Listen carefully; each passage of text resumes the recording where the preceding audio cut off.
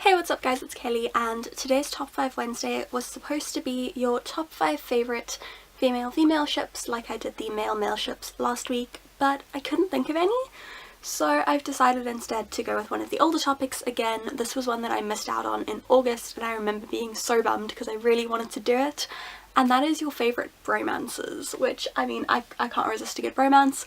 There are some amazing ones in some of my favourite books, so I thought that today I would share those with you guys. Also, I'm sorry if at any point in this video I start getting like hella shiny. I'm trying out my new foundation without powder because it's quite drying and it goes like weird and flaky on my skin, so I'm trying it out without powder just to see if it makes it a bit better. I don't know how I'm gonna look by the end of this video. Probably a hot mess, but that's fine. So without any further ado, let's get into those bromances. First up, how can I not mention the Illyrians? I mean, anyone who has never wished for a friendship like Rhys, Azriel and Cassian is lying to themselves. They just have the most amazing bond, and which I guess comes from, you know, spending your entire life together. Their dynamic is amazing. They are the best of best friends. They're the best kind of friends as well, where they're like completely ridiculous and silly and can't take anything seriously until it's something serious, and then they will like give up their life for you. They are pretty awesome. A lot of these I guess I don't have like definite reasons for. They're great bromances just because they are, you know, like they just give you like a warm and tingly feeling inside. But yeah, I like those three together. Next up I'm going with Darcy and Bingley from Pride and Prejudice. I like these two because they shouldn't work. You know, Darcy is sort of sullen and sour and yeah, he's Darcy. He's great, but if anyone who could actually be friends with him is just... Bingley is a better man than I. I mean, is Mr. Darcy one of my dream fictional men? Yes. Do I think I would get a little bit frustrated if he was actually trying to court me? Probably. Bingley deserves a medal for putting up with Darcy.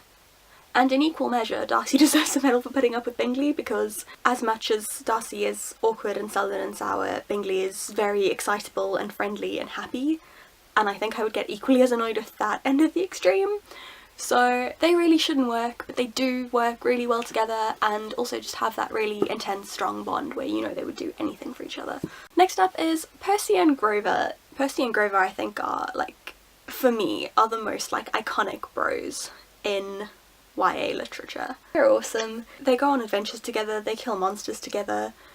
They're not even both human, so, you know, it's a really good metaphor for friendship transcending differences. They're just amazing. And I mean, Percy knew Grover for like, what, 2 years? A year, maybe? And risked his life to save him in the Sea of Monsters. Like, that is true friendship right there. Next up, the Raven Boys. I am actually planning on doing a video when I finish the series about why I love the Raven cycle so much, because even just after the Dream Thieves I'm like, I think this might be one of my new favourite YA series of all time, because it's so brilliant and so amazing and so wonderful. The reason that I love their friendship, and I'm talking all four of them here, this isn't any specific two of them, this is the group of them. They shouldn't work, again. They're all from such vastly different backgrounds. They should not come together. They shouldn't have come together in the way that they did, and they shouldn't work together the way that they do, but they do in such a perfect way. Like, they all balance each other so well, and they all give each other exactly what they need and what they're missing. They're just great. I love them so much. I'm sorry guys, I think the Raven Boys is going to become my new Sarah J Maas. Like, I still love Sarah J Maas, like, queen, everything, but you know, like how I mention Sarah J Maas books in every video, I'm now gonna start mentioning the Raven cycle as well. It's gonna get to the point where you guys are like, where you guys don't even have to watch my top 5 Wednesdays, because it's gonna be like the same 5 books in all of them. I need to read more diversely. Anyway, my last favourite romance is Tyrion and Bronn from A Game of Thrones, or from the Song of Ice and Fire series, because actually their romance develops so much more in the later books. So it's always good to have a friend who is essentially a hitman.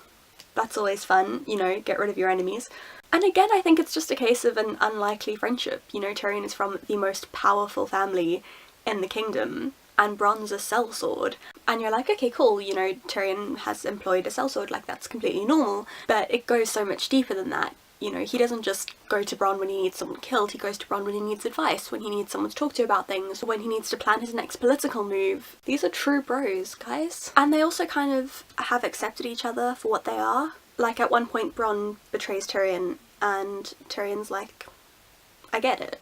That's who you are. That's part of who you are. That's your job, your livelihood. I get why you did this. He's upset, understandably, at first, but he doesn't like harbour any hard feelings. The next time they meet each other, he's like, hey, cool, Bron, missed you, bro. So yeah, just everything about them is just so great. Like, this is kind of the ultimate literary bromance for me. Their on-screen dynamic as well is just amazing. They were both cast so well, and they have such good chemistry, and they have really great banter, which makes their scenes so much fun to read. The other nice thing about Bron, and I think one of the reasons Tyrion loves him so much and enjoys his company so much, is that he doesn't take any shit from Tyrion just because he's rich and more powerful than him. He tells it like it is, he tells Tyrion the truth, he tells him exactly what he's thinking, regardless of whether or not Tyrion's gonna like it, which is something rare and refreshing, why they just have a really good balance and a really good harmony and everything.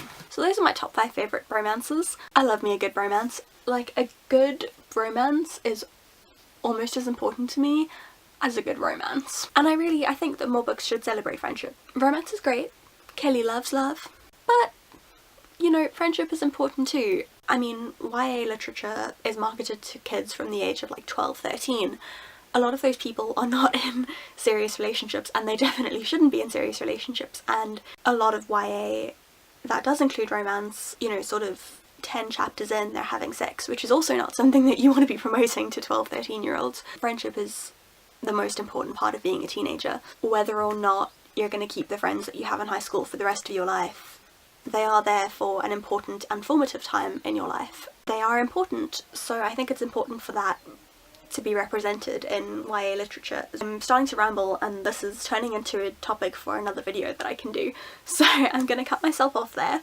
If you enjoyed this video, please give it a thumbs up and subscribe to my channel. Let me know in the comments what you think, A, of the bromances that I chose, and B, who your favourite bromances are. I know a lot of people in the Top 5 Wednesday group were mentioning the Winchesters. Let me know your thoughts, and I will see you all again very soon. Bye!